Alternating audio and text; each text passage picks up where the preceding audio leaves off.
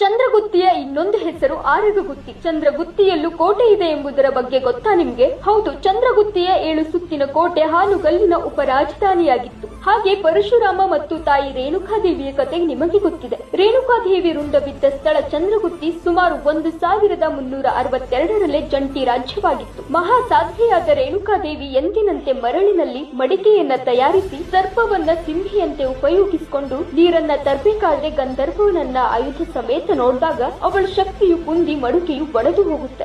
ಇದರಿಂದ ಅನುಮಾನಗೊಂಡ ರೇಣುಕಾದೇವಿ ಪತಿ ಜಮದಗ್ನಿಯು ತನ್ನ ಮಗನಾದ ಪರಶುರಾಮನಿಗೆ ತಾಯಿಯನ್ನ ಕೊಲ್ಲುವಂತೆ ಆಜ್ಞಾಪಿಸಿದನು. ತನ್ನ ತಂದೆಯ ಮಾತನ್ನ ಮೀರ್ಲಿಕ್ಕಾಕೆ ಪರಶುರಾಮ ತನ್ನ ತಾಯಿಯನ್ನೇ ಕೊಲ್ಲೋದಿಕ್ಕೆ ಸಿದ್ಧವಾಗ್ತಾನೆ. ಆಗ ತಾಯಿ ಭಯದಿಂದ ಓಡತೊಡಗಿದ್ಲಂತೆ. ಗಿಡ ಮರಗಳಿಗೆ ತಗುಲಿ ಆಕೆಯ ವಸ್ತ್ರಗಳು ಹರಿದು ಹೋದವು. ಆದ್ರಿಂದ ಆಕೆಯು ಪವಿತ್ರವಾದ ಬೇವಿನ ಸೊಪ್ಪಿನಿಂದ ತನ್ನ ದೇಹವನ್ನ ಮರೆಚಿಕೊಂಡು ತನ್ನನ್ನ ರಕ್ಷಿಸಿಕೊಳ್ಳೋದಿಕ್ಕೆ ಅಲ್ಲಿದ್ದ ಗುಹೆಯಲ್ಲಿ ಅಡಗಿಕೊಳ್ತಾಳೆ. ಪರಶುರಾಮ